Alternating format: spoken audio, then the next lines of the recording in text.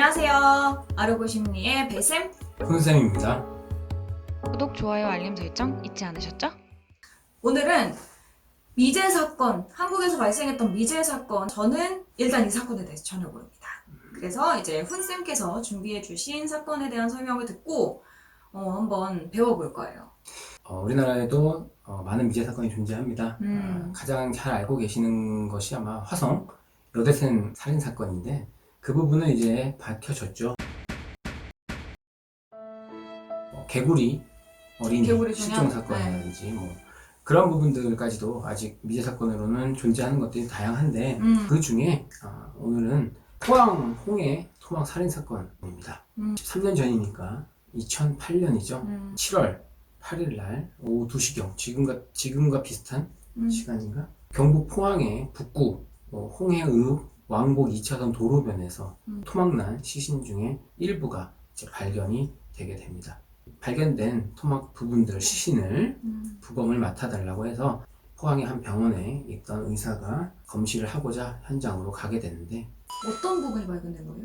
처음으로 발견된 토막난 부분은 오른쪽 다리하고 양팔과 양다리가 나오게 됩니다. 근데 이거는 이제 갈대숲 사이에서 널브러진 채로 포대와 그리고 비닐봉지 속에서 사람의 양팔과 양다리가 나오게 됐는데요. 아니, 나는 이런 사건 보면 그러니까 처음에 누가 발견을 했을까도 궁금한데 그렇죠? 발견하고 얼마나 놀랐을까? 본인이 직접 겪어보지 않는다면 뭐 어떻게 말씀을 드리기가 어려울 것 같습니다. 상상만 해도 막 난 그래서 포대 버려져 있으면 나 절대 안 열어봐. 그렇죠. 그리고 사실 크게 관심을 갖지는 않습니다. 그쵸? 그쵸. 그럼 그냥 까만 봉다리에 그냥 버려진 쓰레기인 줄 알지. 근데 이제 아무래도 자주 가던 장소인데 평소에 안 보이던 새로운 게 있다라면 이건 여기에 있을 게 아닌데 왜 있지? 라는 의구심을 갖게 될 거니까. 그렇죠.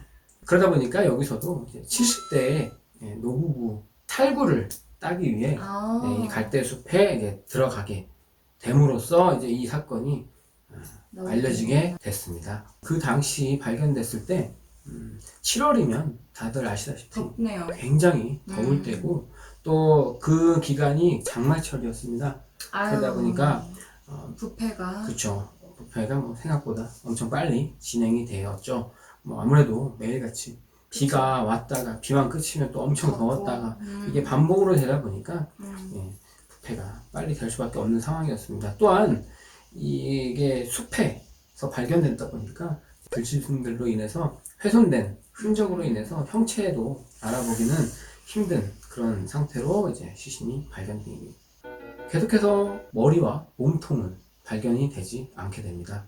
2주가 지난 후에 이제 처음에 발견됐던 그 팔다리가 발견된 그 장소에서부터 약 1km 정도 머네요. 이번에는 굉장히 멀리 떨어진 그 음료 창고 부근에서 이제 머리와 몸통이 발견이 되게 됩니다. 하지만 마찬가지로 똑같이 노출돼 있었기 때문에 부패가 심한 상태로 형체는 알아보기가 힘들었습니다. 하지만 아직은 그래도 덜 부패된 부분들이 존재했기 때문에 이제 신원을 확인하게 됩니다. 누군가요? 키는 163cm였고 47kg 체중을 가지고 보통 여자네. 체격, 그렇죠? 딱 이것만 봐도 다 여성분이라는 걸 아실 수 있을 겁니다. 물론 유아일 수도 있겠다, 뭐 청소년이라고도 볼 수는 있겠지만 우선은 보통 체격을 지닌 여성으로 확인이 되었고 그 여성은 포항 남구 동해면에 사는 주부 이모 씨로 확인이 되게 됩니다. 부검을 이제 시행을 했을 때 설골, 골절로 이제 사인이 추정이 설골이 됐습니다. 뭐죠? 설골은 이 목, 요 부분에 존재하는 U자형으로 되어 있는 조그마한 뼈예요, 뼈. 정말 자그마한 뼈인데 이 뼈가 부러지는 경우는 대부분이 엑사로 인해서.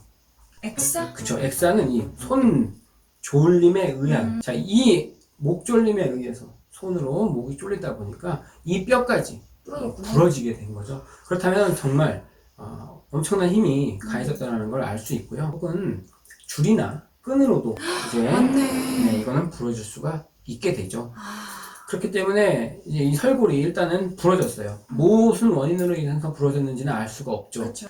발견 당시에는 이제 알몸 상태였어요. 그렇다면 누구나가 성범죄와 연관이 있지 않겠는가. 하지만 이것도 굉장히 커다란 오류를 불러올 수 있습니다. 항상 알몸이라고 해서 성범죄와 연관했다라고 단정을 짓는 순간 수사의 방향을 완전히 어긋날 수가 있기 때문에 그렇죠. 그 당시에도 알몸 상태였지만 그 외적인 특별한 다른 상흔은 없었기 때문에 예, 다행히도 범성범죄와는 관련이 없는 사건으로 이제 보여졌고, 다만 이제 이 시신들이 부위별로 나눠서 발견이 되었다 보니까 그 절단된 부위를 이제 확인을 할 수가 있었는데, 사람은 이제 뼈와 피부로 이렇게 이루어져 있잖아요. 그러다 보면 이 자르는 과정에서 뼈까지 잘렸다는 얘기인데, 예, 그 잘린 부분을 확인을 했을 때 날카로운 쇠톱으로 이제 이렇게 잘랐을 것이다. 잘렸다라는 것을 알 수가 있었죠. 이 단면 자체가 굉장히 고르지 못하고 반복해. 이게 힘이 사람 힘으로 뼈를 자르기에는 엄청난 힘이 들어갑니다. 그래서 우리 닭만 잘라도 엄청 힘든데. 그렇죠. 닭만 잘라봐도 알 수 있겠지만 사람의 몸은 그보다 더 골 밀도가 그쵸. 높기 때문에 예, 더 자르기가 힘이 듭니다. 그러다 보니까 이제 이 사람이 자르기는 했지만 아무래도 자르는 과정에서 몇 번이나 그쵸. 멈췄다가 다시 진행을 하는 그런 과정이 있었고, 그러다 보니 절단 부위가 굉장히 거칠었던 흔적이 이제 발견이 되게 됩니다. 굳이 왜 사체를 토막내는 걸까요? 살해를 한 다음에 시신을 아마 옮겨야 되는 과정이 필요했을 거예요. 하지만 그 과정이 수월하게 이동을 하려면 아무래도 부피도 줄여야 될 거고 뭐 여러 가지로 생각을 많이 하게 될 건데, 그런 이유로 절단을 하지 않았을까라고 추정을 합니다. 유기를 하는데 이동을 또 해야 되는 예, 과정이 필요하니까 예, 그렇게 절단을 했는데, 여기서 특이한 점이 발견이 됩니다. 오른쪽의 손가락은 5손가락을 전부 다 절단을 해놨었습니다. 이 손가락을 없앴다는 얘기는 지문을 이제 없애기 위해서 했다는 건데, 하지만 왼쪽은 지문이 있었거든요. 왜 그랬을까? 이 범인은 굉장히 다급했을 겁니다. 빠른 시간 내에 이거를 훼손을 해야 되고, 그리고 얼른 본인이 이제 운신을 해야 되기 때문에 그 과정에서 조금 다급하다 보니까 전문적이지 못했을 것이고, 그런 다급함에 의해서 이런 실수를 범하지 않았나 생각을 하는 겁니다. 그리고 그 외에 나름대로 또 치밀하게 한다고 휴대폰 그리고 소지품, 옷가지 같은 경우에는 하나도 남기질 않았죠. 그렇다면 이제 이 사건이 벌어진 전 어떤 행적이 있었는지, 연락이 끊긴 그 이후부터 10일이 경과하고 나서 실종 신고가 접수가 됩니다. 신고자는 바로 10년간 함께 했던 연하의 남편인 박 씨가 실종 신고를 내게 됩니다. 그러다 보니 이 피해자의 마지막 모습을 본 당사자이기도 했어요. 용의선상에 올랐겠네요. 그렇죠. 아무래도 제일 먼저 용의선상에 오르게 되겠죠. 자, 그래서 이 조사 과정에서 이제 박 씨는 이 같은 진술을 하게 됩니다. 실종이 됐다라고 여겨지는 날, 본인은 아내하고 낮술을 마시고 잠이 들었다라고 얘기를 합니다. 그리고 다음날 이제 새벽 12일이겠죠? 새벽 4시경 이제 어렴풋이 잠에서 깼는데, 아내가 집에 들어오는 것을 잠깐 보고 다시 잠이 들게 됐고, 아침에 눈을 떴을 때 들어온 줄로 알았던 아내가 이제 없었다고 진술을 하게 되죠. 그래서 일단은 이제 기다렸지만 다음날 새벽까지도 아무런 연락이 없으니까 이제 결국은 이 씨를 찾기 위해서 주변 지인들과 가족들한테 연락을 그때부터 취하기 시작하게 됐고, 그렇게 시간이 흐른 과정에서 이제 24일이 돼서야 비로소 실종 신고를 하게 됩니다. 좀 이상하다. 그러니까 이게 되게 어려운 게, 저희의 입장은 이제 모든 사람을 의심해야 하는 거잖아요. 그렇죠. 그러니까 이상한 부분들을 다 물어봐서 의심하고 확인을 하는 과정을 거치면서 용의선상에서 제외를 시켜야 하는 그렇죠. 직업이죠. 그러니까 우리는 의심을 해. 왜 10일 있다가 신고를 그쵸. 했지? 그러니까 왜냐면 저도 이제 결혼을 했으니까 생각을 해보면 남편이 연락이 안 돼. 근데 그날 안 들어왔어. 그럼 저는 완전 이상하다고 생각을 할 거거든요, 이미. 그래서 그날 혹은 그 다음 날에 바로 신고를 했을 거예요. 그렇죠. 근데 낮술을 마시다가 일어났는데 와이프가 없어. 그 다음 날도 안 들어와. 근데 왜 그때 신고를 안 하고 10일 있다가 신고를 하지? 그렇죠. 이상해. 그 10일이라는 시간도 굉장히 긴 시간이죠. 엄청 누군가가 길어요. 돌아오지 않기에는 아무리 뭐 가출을 한다거나 어떤 다른 상황이 발생했다 하더라도 10일이라는 시간은 엄청나게 긴 시간입니다. 물론 이제 박 씨의 생각은 또 다를 수 있기 때문에 그 진술을 했던 그 부분에 있어서 그 시간대에 이 씨는 과연 어디를 또 이제 상주하고 있었는지를 조사를 하기 시작합니다. 낮술을 먹고 잠들어 있었던 그 시간대에 밤 11시 이 피해자 이 씨는 택시를 타고 이제 근처 노래방에 출입을 했다라는 게 확인이 됩니다. 확인이 됐고 또한 휴대폰 내역을 통해서 이제 새벽 그 다음 12일 새벽 마지막으로 동해 그 자택 집 근처에서 통화한 것으로 확인이 됐는데 그 마지막 통화는 친구하고 통화를 이렇게 함으로써 뭐 사는 게 힘들다, 술 한잔 마시려고 나간다 라는 이제 말만 하고 이제 통화는 끊어졌다고 합니다. 그래서 경찰은 이제 당시에 이 씨가 통화를 마친 후에 그 시간쯤 집에 들어간 것으로 이제 보고 있어요. 왜냐하면 남편 박 씨의 진술에 있어서는 어렴풋이 들어왔다라는 걸 자기는 봤다고 했기 때문에 그 시간쯤에는 이제 이 피해자 이 씨가 집에 들어가지 않았을까라고 생각을 하지만 딱 그 시점을 전후로 이제 행적이 묘연하게 됩니다. 아무래도 그 통화를 마친 그 시간대부터 다음날 아침 사이에 사망하지 않았을까로 경찰은 추정을 하게 되고 또한 그 당시 살던 아파트 인근 또한 시신이 발견된 그 현장 이 방범용으로 우리가 많이들 설치해 놓은 CCTV가 없었습니다. 아는 놈 짓이네. CCTV 그렇죠. 있는 걸. 아무래도 그 CCTV가 여기는 없다라는 걸 잘 알겠죠. 그래서 그러한 영상 기록 증거 또한 없다 보니 이제 어쩔 수 없이 다른 쪽으로 또 조사를 하게 됩니다. 하지만 뭐 이 시신 또 유기된 상황이 굉장히 부패가 심한 상태라 DNA 또한 검출이 되지가 않았습니다. 많이 오염이 됐을 거예요.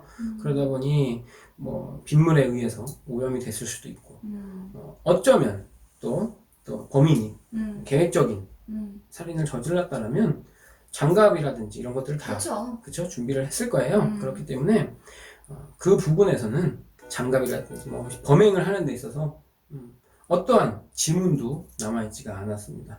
처음에 말씀드렸다시피 포대, 비닐봉지가 발견됐다고 했는데 그렇다면 장갑을 꼈기 때문에라도 그러한 것들을 이제 만졌을 때는 분명히 남았어야 되는데 안 남아있다라는 건 장갑 같은 것들을 꼈다거나 다른 또 요인에 의해서 다 지워졌다거나 뭐 이런 부분들을 이제 알 수 있었겠죠. 그래서 더 수사는 이제 힘들어지게 되죠.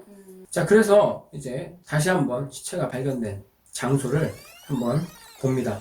발견된 곳에서부터 이 씨가 사는 집까지는 약 30km 정도 떨어져 있는 곳입니다. 그러면 30분. 그렇죠. 수풀이도 가득합니다. 아까 갈대숲이라고 말씀드렸다시피. 그리고 사람이 사는 마을하고도 꽤 거리가 있어서 동떨어진 곳입니다. 또 사람들을 이제 만나려면 그 장소에서는 10분 정도 또 차로 이동을 해야 돼요.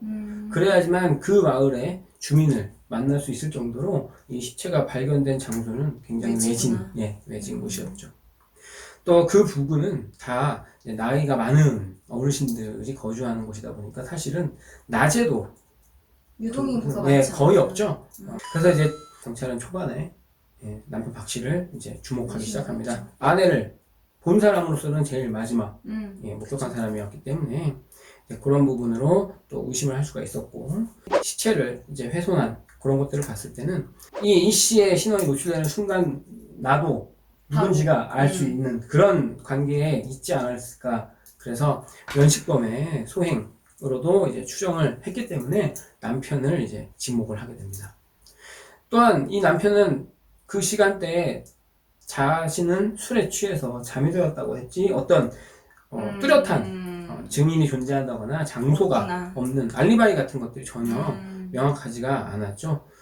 그리고 이제 주변에 이제 지인들이나 아니면 주변 사람들의 증언, 보니까. 그쵸? 탐문을 했을 때 평소에 부부 관계가 그렇게 원만하지 좋지 않았을 것 않았다고. 같아요. 그렇죠? 그래서 자주 다퉜다는 것도 알 수 있었고, 그리고 아까 이제 선생님께서도 말씀하셨다시피 10일이라는 시간이 지난 후에, 이상해. 그쵸? 실종 신고를 냈다는 것도 음. 굉장히 석연치가 않죠. 전화만 해봐도 알겠죠. 그럼요. 근데 전화기가 발견이 되지 않았고 휴대전화 기록도 없었다라는 거는 꺼졌다. 꺼졌다는 얘기예요. 제가 전화를 했는지도 기록이 없다는 얘기니까. 그러니까 그거는 가능해요. 만약에 이 여자분이 평소에 가출이 잦았어. 아, 그렇죠. 그러니까 그리고 부부 관계가 너무 안 좋아. 그러면 신경 끄고 싶으니까 그렇죠. 안 알아보일 수 있어요. 그래서 이렇게 될 수 있다고 굳이 이해를 해보자면 그렇죠. 이해를 한다라면요. 굳이 이해해보자면 그렇지만 그렇죠. 그래도 10일은 좀 이상해. 그렇죠. 시간적인 요소를 봤을 때는. 하지만 또 납득을 하려면야 얼마든지 있어요. 할 수는 있어요. 할 수는 있죠. 뭐 하지만 실종 신고를 냈다라는 거는 걱정하는 마음이 있었다는 얘기니까. 그렇다면은 그 과정에서 전화는 분명히 했었어야죠. 그죠? 그죠? 그러면은 신호가 가는데 안 받았다. 그러면 이상하잖아. 좀 덜 걱정을 할 수도 있을 거고, 아, 얘 또 나갔구나. 아, 그치. 그죠? 자기 스스로 좀, 아이씨, 또 나가서 안 받는구나. 음. 뭐 이런. 그러면은 본인이 걱정되니까 문자라도 남긴다든가 어떤 흔적을 남겼을 텐데. 그죠? 그런 부분도 없는데 실종신고를 했다? 뭔가 앞뒤가 굉장히 맞아. 좀 안 맞는다는 생각이 들죠. 남편을 지목한 거는 추후에 지목을 한 거다 보니까 그 과정에서 2년이란 시간이 이제 지나게 됩니다. 그러다 보니까 이제 박 씨 이 남편에 대한 어떠한 범행 증거로 이미 끝났지. 특이점을 찾을 수 없었고, 또 당시 거주했던 아파트의 세면기 그리고 수도관, 아까 말씀하셨다시피 리모델링 했나요? 그렇지 않죠. 만약에 리모델링 하더라도 만약에 혈흔이 흘렀다라면 얼마든지 그 수도관 내에서도 찾아낼 수는 있습니다. 하지만 뭐 여러 그런 부분들을 다 감식을 했을 때 안 나와. 토막을 했다라면 당연히 혈흔이 그쵸. 나왔을 테니까. 하지만 아무것도 나오지 않았고. 근데 내가 생각하기엔 분명히 시체를 유기하기 위해 훼손한 장소는 따로 있을 것 같아요. 그런 그렇죠. 공간이 있어야 돼. 왜냐면 시체를 눕히고 거기서 톱질을 하고 이러려면 상당한 그렇죠. 공간이 필요하고 물이 흐를 수 있는 하수구가 있어야 되고 막 이렇잖아요. 그렇죠. 근데 아무래도. 집에서 하기에는 집에서 이웃이 하기에는 모를까? 아니 이웃이 모를 정도로 조용한 집일지는, 왜냐하면 아파트라고 했기 때문에. 난 대번 알 수 있을 것 같아. 그렇죠. 왜냐면 알수 있죠. 톱질하고 막 그 이런 소리 안 자체도- 날 수가 없거든. 그렇죠. 아무래도 그 소리를 숨기려면 또 다른 이제 소리가 필요해서 그러니까. 또 음악이나 다른 소리를 킬 텐데, 맞아. 그 그러면 아파트라는 그런 공간 내에서는 아무래도 특수성이 예, 있죠. 그런 행위가 진행되기는 어렵지 않았을까.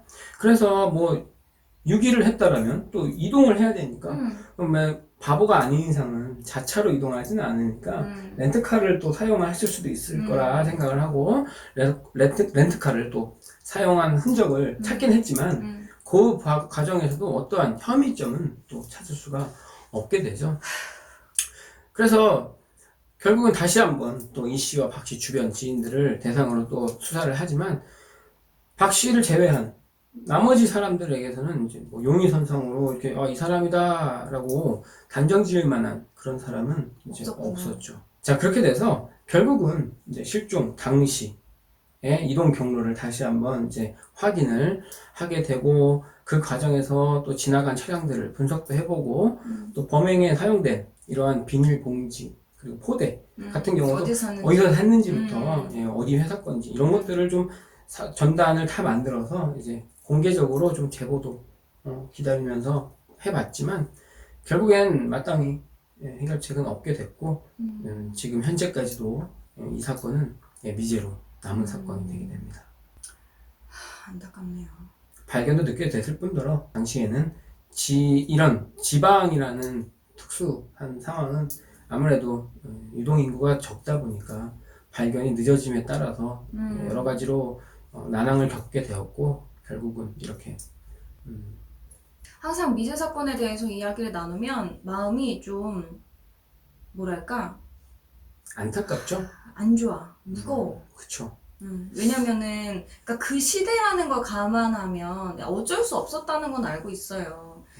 수사에 대한 기법이라든지 아니면 CCTV, 블랙박스 이런 게 아직까지는 막 엄청나게 도입되는 상황은 지금과 비교해서는 그렇죠. 좀 없고, 그리고 저도 지방에 가는 버스를 타거나 아니면 차를 타고 이동을 하다 보면 정말 여기에 유기되면 아무도 못 찾겠다 하는 공간들이 되게 많아요. 그래서 아직도 낙후된 공간이 굉장히 많이 생각보다 되게 많아요. 존재하고 응. 있죠. 뭐 예를 들면 저희 아버지가 낚시를 좋아하시는데 낚시를 하는 그냥 저수지만 가도 나는 범죄심리학자니까 되게 취약하게 보이는 거야. 이 장소가.